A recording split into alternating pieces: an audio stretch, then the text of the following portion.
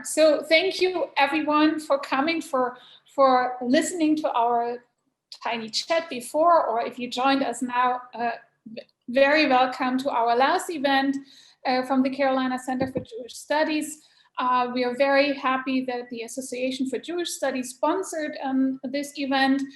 We are looking forward also to see many of you next semester. We are about to put the next semester's program together right now. Please visit our website and you will find more information about all the events we will also host virtually again.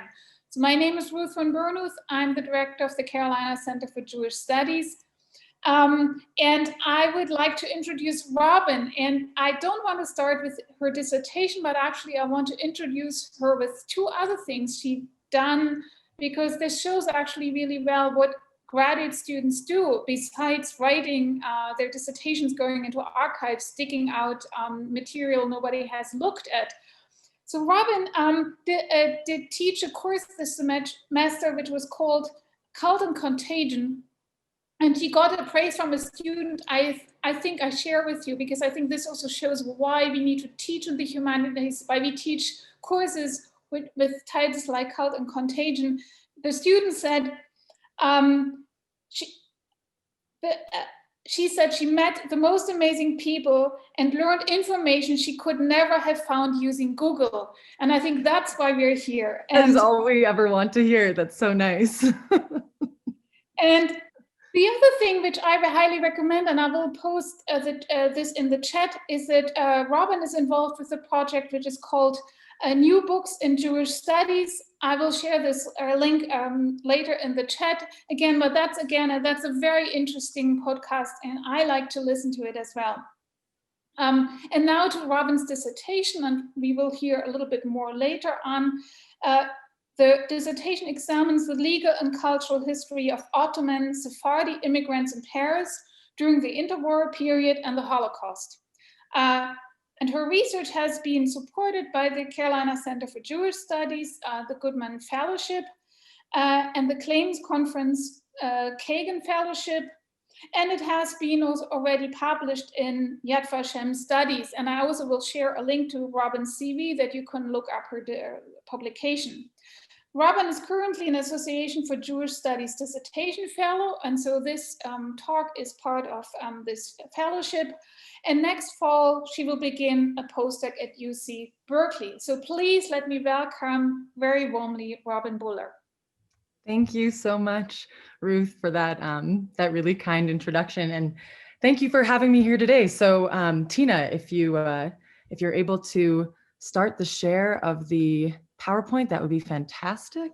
Great. So thank you, everyone. And thanks to the Carolina Center for Jewish Studies for having me. Thanks to the Association for Jewish Studies for sponsoring this talk and for giving me this platform to share a little corner of my research. I really appreciate it. And to all of you for coming at this point in the year when I'm sure many of you are Zoom exhausted. So thank you.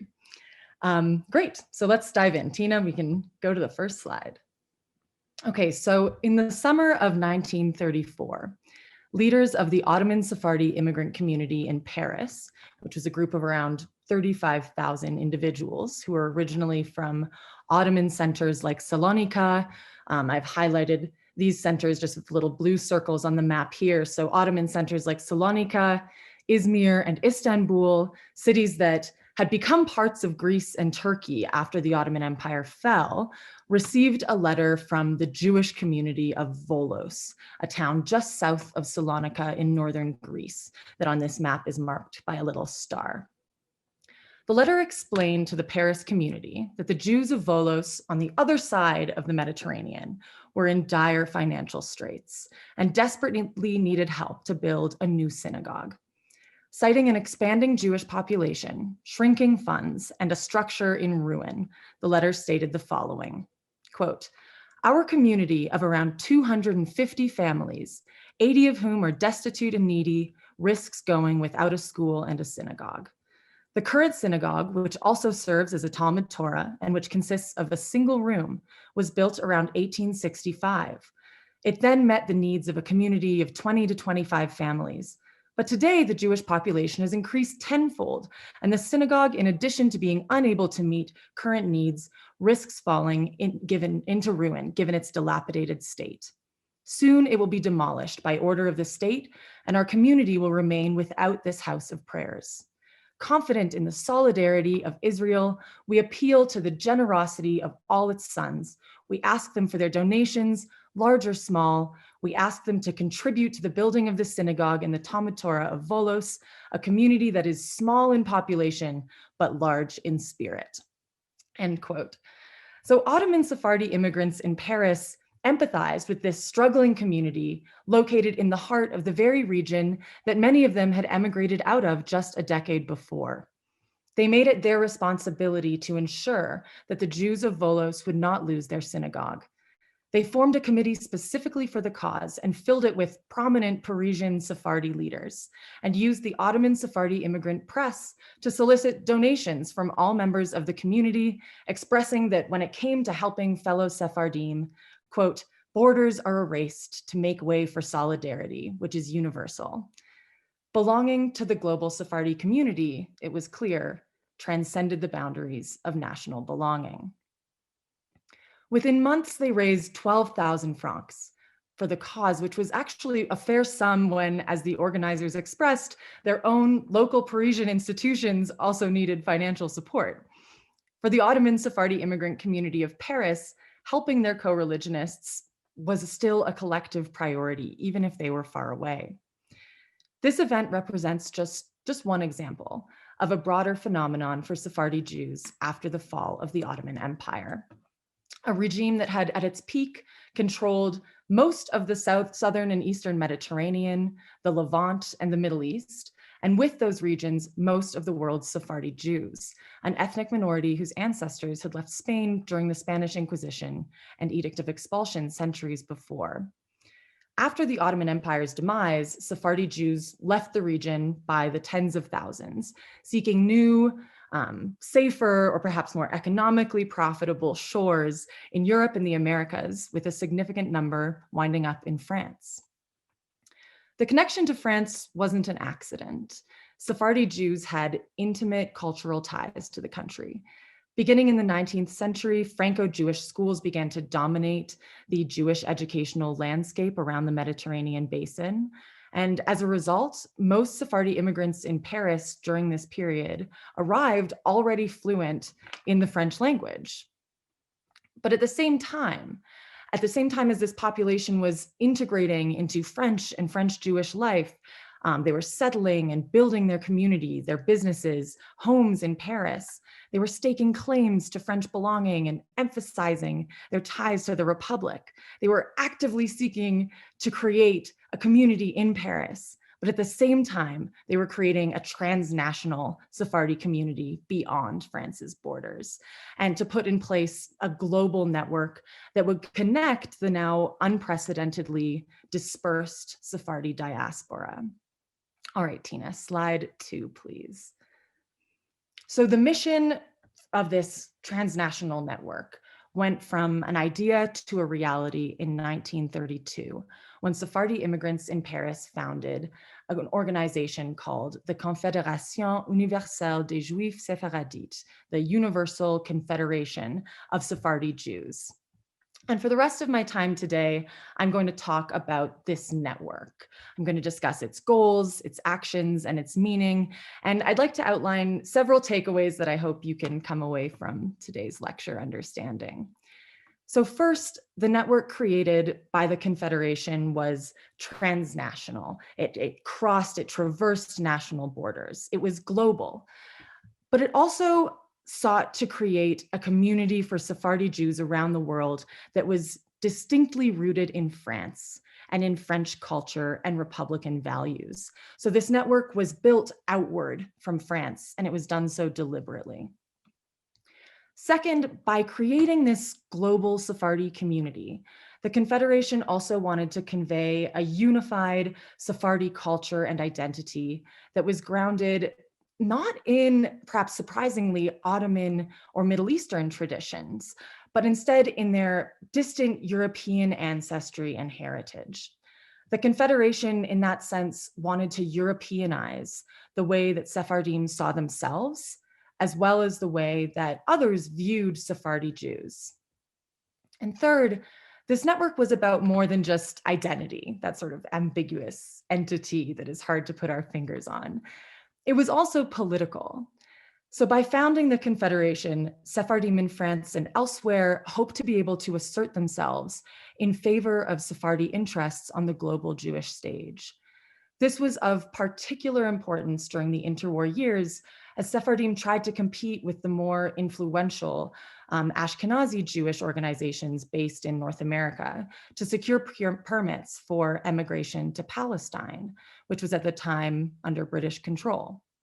So while Sephardi immigrants living in France didn't want to necessarily move to Palestine themselves, after all, by their own logic, they were integrated Western Europeans, but they wanted to help out who they saw as less fortunate co-religionists in Bulgaria, Greece, Turkey, and North Africa, regions that had also, previously been parts of the Ottoman Empire.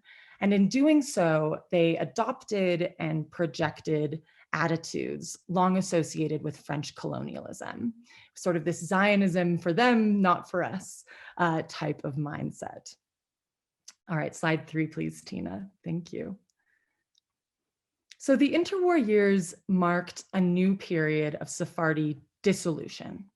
After the fall of the Ottoman Empire, the world's Sephardim lost their heartland and the population became, completely decentralized as emigres resettled around the globe. Community leaders in Paris lamented the lack of communication between Sephardim in London, France, Amsterdam, New York, and elsewhere as a sign of weakness, and contrasted it with the many international associations, largely very successful and influential international associations that their Ashkenazi counterparts had mobilized. And it was out of this context that the Universal Confederation of Sephardi Jews was founded. So although this was to be a global association, there was no debate that the seat of the Confederation would be in Paris.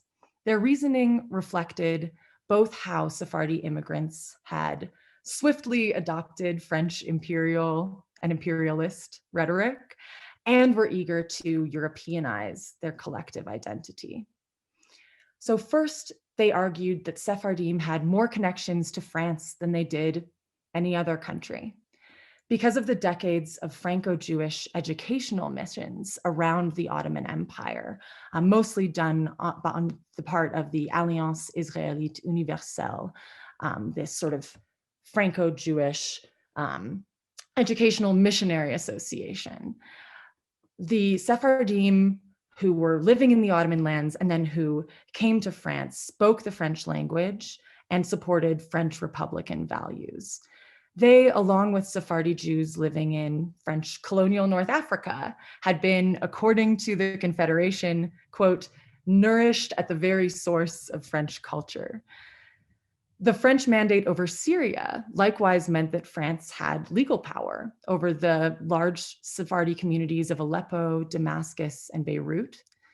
The Confederation also underscored France's new role as the home to tens of thousands of Ottoman Sephardi emigres, somewhat exaggerately proclaiming that they were, quote, prepared during their childhood in the French spirit and constituted elements most assimilable to French culture, end quote. So French colonial influences on Sephardi Jews were, according to the Confederation, something to be celebrated and perpetuated by this new organization. And it's true that in the early 1930s, most of the world's Sephardi Jews were living under French control in some form or another, either in mandatory territories in the Middle East, under colonial rule in North Africa, or within the French metropole itself, within France proper. So it struck the Confederation's founders then that France was not only a Sephardi center, but it was the Sephardi center, having replaced the old Ottoman bloc as the new heartland of the world's Sephardim. So choosing Paris as the new seat for the Confederation didn't take any hesitation, and it was outward from Paris that Sephardism, this new term that they brought into being, would be reborn. All right, Tina. The Confederation's immediate goals were threefold. First, the establishment of a centralized organization that would promote and represent Sephardi interests. Second, the preservation of Sephardi culture. And third, the heightening of Sephardi involvement in global Jewish movements, namely Zionism. So over the course of the 1930s, the Central Committee expanded and established affiliate centers around the world, fulfilling this first goal and creating a truly Sephardi global network. In its first years, the Confederation founded centers in Aleppo, in Alexandria, Cairo, and Bucharest. London's Sephardi community joined in 1934. This was something that they really celebrated, seeing London's Jewish community as one that had particular prestige.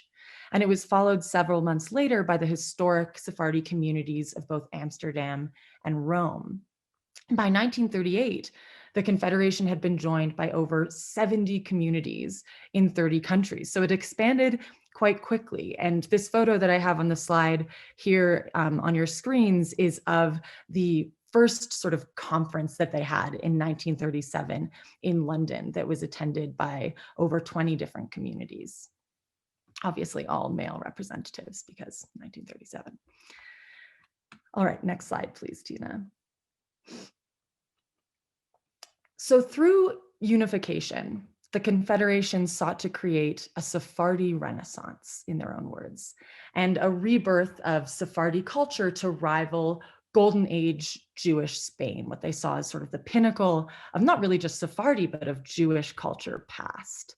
So Sephardism was to become what it had been in the past, with the Confederation as the conduit by which the quote unquote descendants of Maimonides, Spinoza, and Montefiore would work together to return Sephardi Jewish life to its medieval version of greatness, a modern version of that medieval greatness. So to accomplish this task, the Confederation deliberately crafted narratives that brought Sephardim together by telling a collective history that was unifying, glorifying, and distinctly European. They promoted that narrative largely through the printing of their own periodical, Le Judaïsme Sephardi, which all three of these images on the slide on your screens are from. So in this journal, they published essays about Sephardi history and culture and emphasized a shared heritage across newly disconnected populations. The journal profiled historic Sephardi figures, politicians, thinkers, artists, and really sought to make its readers proud of their Sephardi identity, eager to preserve it and keen on promoting this Sephardi Renaissance. In particular, the journal printed stories that emphasized the ancestral connections Sephardi Jews had to Spain. Writers waxed eloquent about the golden age of Judaism in Spain centuries prior and biographied medieval Iberian thinkers and diplomats. In 1935, an entire issue was devoted to the Spanish medieval philosopher Maimonides to mark the 800th anniversary of his birth. That is the image on the far right of this slide. Other articles brought the readers to the, quote, land of their forefathers, describing the grand synagogues of Saragossa, the streets and also women of Madrid, and the archways of Toledo. They underscored the accomplishments of the Sephardi diaspora in Europe specifically after the expulsion of Jews from Spain as well, having an article on the Italian Renaissance violinist Salomone Rossi, as well as the 17th century Dutch Enlightenment thinker Baruch Spinoza. Tina, next slide, please. This is particularly interesting. They even profiled Camille Pissarro, the famous impressionist, who I actually didn't know was Jewish, let alone Sephardi, until I embarked on this research. And he was born in the French West Indies to a French Jewish mother and a father who claimed to be descended from Portuguese conversos. All right, next slide, please. So these articles, the Confederation hoped would excite Sephardi communities worldwide about their shared collective past and encourage them to participate in its rebirth. Importantly, however, that past was not rooted in the Ottoman East, but in the Romantic West. The Confederation put forward a collective identity that was really emphatically European in origin. They emphasized not just these historic ties too, but sort of crafted a narrative that suggested continuous, uninterrupted connections to Western Europe, painting themselves not as newcomers, as immigrants to France, but as a group that was really returning home. And the Confederation's final goal was to increase Sephardi influence in global Jewish politics, especially when it came to the Zionist project in Palestine. Of particular concern was a perceived disparity in visas being given to Ashkenazi Jews versus Sephardi settlers. So whereas in the early years of the British mandate over Palestine, 80,000 Jewish immigrants per year were granted entry permits. That figure was reduced dramatically as the interwar years progressed and as the British government grew increasingly concerned about both economic viability as well as tensions with the indigenous Arab population. And it quickly became apparent that Central European Jews were more likely than Sephardi Jews to receive entry permits from the British Mandate Services. These were legal documents that were required to settle permanently in the territory. So the vast majority of these coveted immigration certificates went to German Jews, a fact that is often understood to have been a primarily humanitarian response to Nazi persecution, but that actually has something to do with class and classism. So immigration certificates for Jewish professionals like doctors and professors, or for those who were financially independent and wouldn't need to find work in Palestine at all, they were allowed entry. But since German Jews were far more likely to be professionals than their Eastern or Southern European counterparts, they were also far more likely to receive a permit. This disadvantaged working class Polish and Russian Jews, and there's quite a bit of literature on that, but also Sephardim from the ex-Ottoman lands, most of whom were likewise unskilled laborers and who were also facing heightened nationalism in their new countries. So the Confederation was pretty galled by what they saw as this marginalization of Sephardi applicants. One instance that they published an article on was in 1933, when only 5 individuals out of several hundred Sephardi Jews from Aleppo were granted immigration permits, despite the fact that 3,000 were allegedly available. So in the Confederation's eyes, the lack of permits was the direct result of Sephardim lacking a transnational representative organization to communicate with those bigger influential groups like the Jewish Agency and the World Zionist Congress. As Jewish and Arab tensions grew more and more heated in the mid-1930s, the Confederation tried a new tactic to try and increase Sephardi migration opportunities to Palestine. So much as they had leaned on their collective European past, this ancestral tie to Spain, to bolster claims to belonging in France and in Western Europe, they underscored the centuries of Sephardi life in the Middle East under Ottoman rule as a potential diplomatic advantage and as a reason to grant more permits to Sephardi Jews wanting to settle in Palestine. So they argued that Sephardim would be particularly effective agents for Zionist efforts in Palestine due to their historic ties to Arab culture. After the Arab general strike of 1936, the Confederation asserted that Sephardim in Jerusalem were able to maintain cordial relationships and continue to do commerce with Arab traders and merchants while other Jewish groups couldn't. So while Eastern European Jews were scared of being attacked in the old city's Arab quarter, Sephardim, who according to the Confederation, quote, have always been accustomed to living with Arabs, end quote, crossed cultural lines without concern. The Confederation underscored how Sephardim were Mediterranean, in their words, just like Palestine, and thus connected to Arab culture in ways that Central European Jews could not. So they could be critical in conducting negotiations with Palestinian Arabs, and perhaps the potential for Sephardi diplomacy with Palestinians would be the ticket that the Confederation had been waiting for to give Sephardim entry into Palestine and into world Jewish politics to boot. All right, final slide, please, Tina. So taken together, and I'm sure you've realized this, the Confederation claimed multiple identities as priorities and goals shifted during the 1930s. So they emphasized a distinctly European past grounded in both recent French cultural ties as well as more distant ones in medieval Spain to sort of assert their own belonging in the West. But as well, they underscored a distinctly Ottoman past, a Middle Eastern past, to claim belonging in Palestine. And if this feels contradictory to you, you're not alone, but it would not have seemed that way to Sephardi Jews in the 1930s. Instead, they would have seen these dual identities as complementary and as a natural extension of the long history of Sephardi Jews as a malleable global people with feet in multiple worlds. You know, in the 19th and 20th centuries, it wasn't uncommon for Sephardi Jews to speak at least 3 languages and to carry multiple passports with them.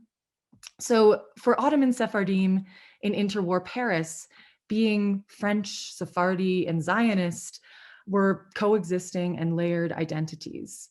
The Confederation even characterized the creation of a Jewish state in Palestine as a project with distinctly French imperial undertones, and connected the notion of a Jewish homeland in the Middle East to France's history of colonization in the region.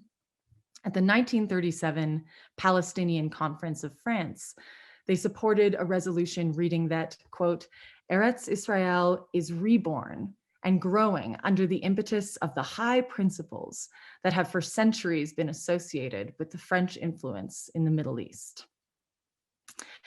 So they urged French Jews to contribute generously to the Central Zionist Fund and labeled the donation as an act of French patriotism.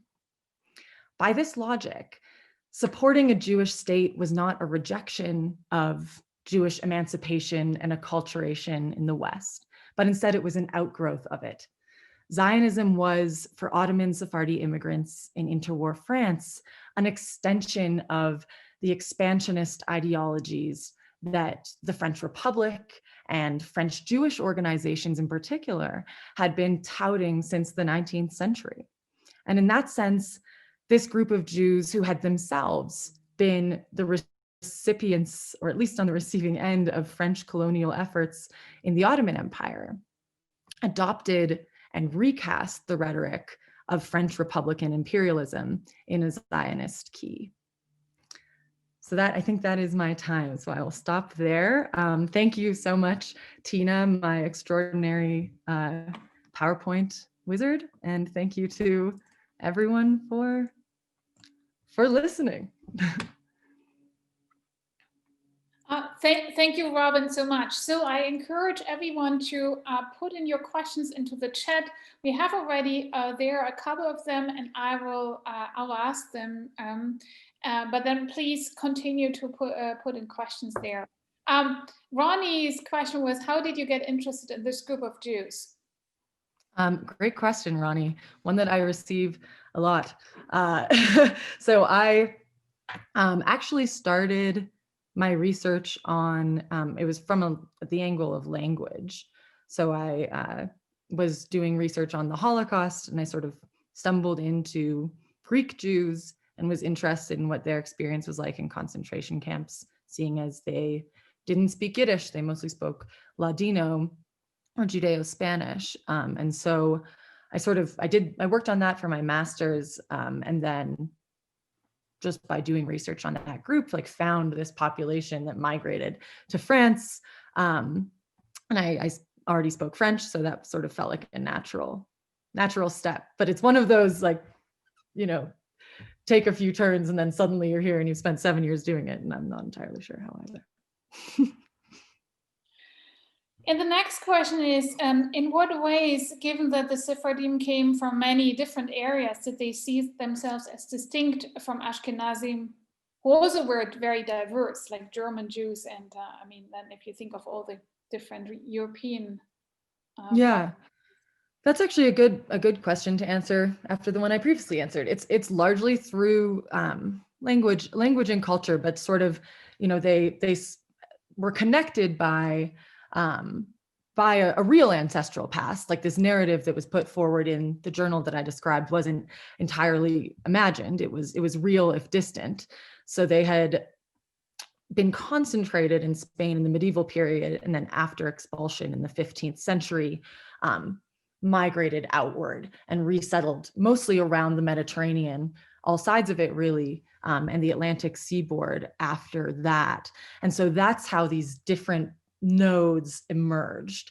But they did have this shared Spanish ancestry, and most groups continued to speak a version of medieval Spanish, of medieval Castilian, in Judeo-Spanish or Ladino. So that's sort of what connected them. But also, I suppose, during the early modern period, there were like real connections too. It wasn't just these sort of cultural connections. They were in touch with each other. There were trade routes, trade networks. So the emergence of a Sephardi network in the interwar period, that itself wasn't new. It was the organization of it, the official nature of it, that was new. I hope that answers your question. And Judith has a question about what was the estimated population of the Sephardi Jews, not including the Mizrahi Jews. Oh gosh, everywhere? I don't know. That is a question that I don't want to falsely pretend I know off the top of my head. Yeah, I'll get back to you on that though. I'm sure I have it somewhere, but not regurgitatable. Sorry. Yeah, but maybe we can open this up a little bit, because I was wondering what, since there were also representations of Ashkenazi Jews in Paris as well, and I think they're still visible until this very day. How was the connection? How did it work? Was it somehow, was a collaboration there, or any way of? Yeah, this is interesting. So in interwar France, there were sort of, the rough estimation is that there were 350 to 400,000 Jews in total, sort of at the end of the interwar period. So a generous estimate with my group is 40,000. There were probably 100,000 non-immigrant Jews and 250 to 300,000 Ashkenazi immigrants who had likewise just arrived in France in the interwar period, mostly coming from Russia and Central Europe. And so France was this like really like this, very Jewish city and very immigrant city at the time. And you're right, Ruth, you would think that there would be more interactions with Ashkenazi immigrants and this population, but this population actually kind of distanced themselves from Central and Eastern European Jewish immigrants in interwar France. And they did that on purpose, largely because of, in reaction to rising anti-Semitism in the interwar period, which had a lot of overlap with xenophobia. And so this group tried to really emphasize their French identity in order to save themselves from what they saw as a specifically xenophobic anti-Semitism. So if they emphasized their Frenchness and mostly socialized either with each other or with native French Jews, then they would sort of have isolated themselves from that and created another group that maybe would become the prime target of that. So there weren't enormous overlaps. They lived in adjacent but different arrondissements. And they had their own cultural associations. I mean, I'm sure interactions on the street happen. I'm sure that children perhaps went to school together, but there was a separate Talmud Torah in the 11th arrondissement where Ottoman Sephardi Jews lived. There were separate youth groups where they went to dances and met spouses. It really was delineated. Yeah, and I think you can still see this unto this very day. Now I have a couple of more questions. Jerry asked, how did the Sephardi Jews succeed in their efforts to connect compared to other cultures who were dispersed all over the world, like the Irish, Basque, or Lebanese? That's a good question, Jerry. So really, there was a bit of a pause after World War II, which makes sense. The Confederation sort of disintegrated or dispersed, I guess, in 1939. They were successful in sort of their 7 years of operation in the 1930s, but you know, you can only do so much in 7 years. This is going to be my next, I'm hoping will be my next project, but after World War II, in the 1950s and 60s, they reconnected and tried to form sort of a new version of the Confederation, but this time it was based in New York. And it was pretty successful. One thing that really, devastated the project for Sephardi unification was the devastation of the Sephardi population of Greece, which was the largest Sephardi Jewish population during World War II.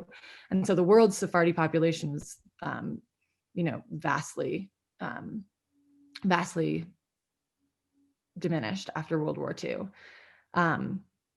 So I don't know if that answers your question. Actually, I sort of went on a tangent there, but, I don't, as someone who doesn't know that much about other non-Jewish sort of immigrant groups as much as I should. I'm not sure what the comparison there is, but in terms of their success, the sort of child of the Confederation still exists today. So it's successful in that sense. Quick question from Diane.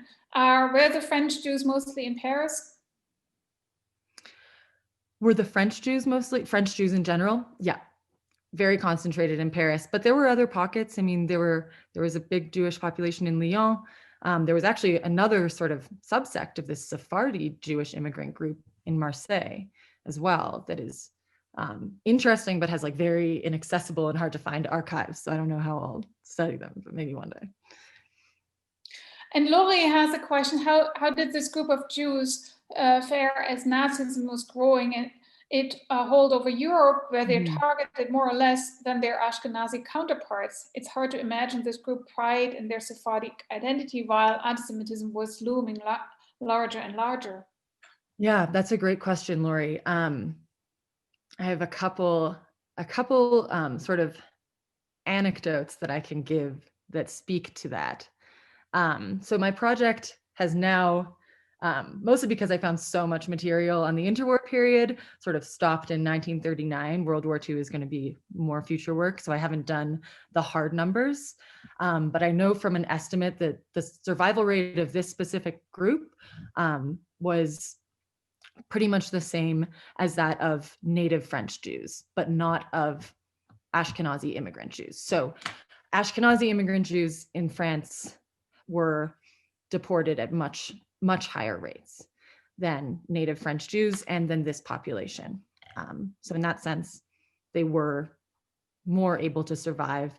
My hypothesis is that it's largely because of their linguistic abilities, the fact that they arrived in France able to speak the language, were able to make social connections that then they could use during the war for hiding, for rescue and survival.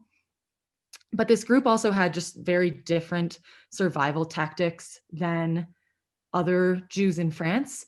And it has to do with that phenomenon that I just really briefly mentioned in my talk, where they often had multiple passports. So it's this phenomenon called extraterritoriality that it's a carryover from something in the Ottoman period that I won't go into, but it resulted in many Sephardi Jews having, a Turkish passport, a Spanish protege paper, which sort of was this ambiguous kind of document, French citizenship.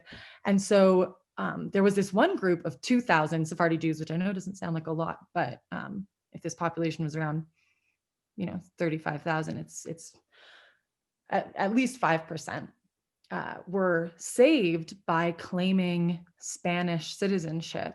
And the Spanish consul in Paris, who ended up being fired for this, orchestrated a rescue mission on a train from Perpignan, this town in southern France, for 2,000 Ottoman Sephardi immigrant Jews. And they got repatriated to Barcelona, even though most of them had never set foot in Spain. They had just sort of inherited these Spanish passports. And so, although I don't have exact numbers for you, I can say that their survival experiences, at least, were different. They had different options. And Sarah's question is, since the British were in control of the Palestine Mandate, how could Sephardim in France think of being a Zionist as being part of the French Empire? I mean, I'm not sure that it was a carefully crafted legal argument. It really was this sort of, it was more of this adoption of like French expansionism when it came to, the values that this group associated with French republicanism and idealized when it came to French republicanism. So while I don't think that they literally saw Zionism as an extension of the French Empire, but I think that they saw the idea of supporting Jewish settlement there and of articulating that as a version of progress, right? To use their words. That is a version of French imperialism that they were sort of adopting and projecting and wanting to perpetuate. So it's more of this sort of, idealized entity than like an actual logical thing. So, and I think we have two more questions, and then I would think we come to an end.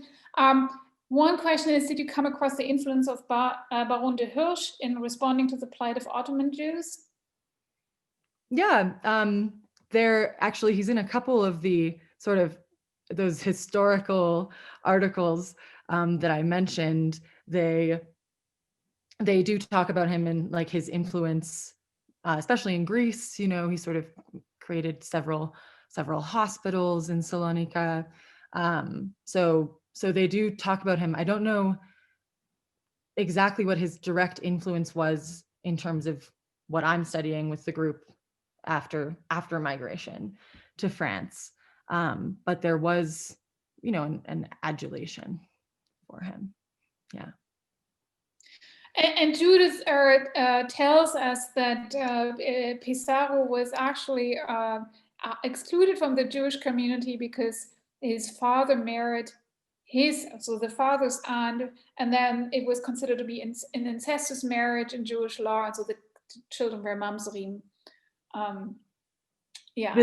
This goes down into that wormhole of who is truly Jewish, which brings us into a whole other realm, I suppose. But I think what's interesting, and I didn't know that, Judith, so that is interesting. Like I said, that was sort of a fact that even surprised me. Well, I don't know why it surprised me. I just didn't know. But what's interesting about the Pizarro episode, whether or not they really considered him Jewish, is claiming him as one of their own, right? Claiming someone who was born in a French colonial setting, right, across the Atlantic, who really had no connection to Sephardi culture whatsoever. If it was true that his father's lineage was converso, it doesn't really matter. That wasn't a culture that they were practicing. What's interesting is that this group claimed him as a member of their community, sort of making it so that they are more French, not that he is more Sephardi, if that makes sense. Robin, thank you so much. Good luck with the defense of your dissertation. Good luck with the Thank you. postdoc, and I'm sure we will hear from you in the future. Thank you so much, Ruth, and thank you everyone, and thank you for the great questions. Each of those questions made me sort of think of this in a new way. So thanks everyone, and thanks for coming. Really appreciate it. Thank you. Bye. Bye.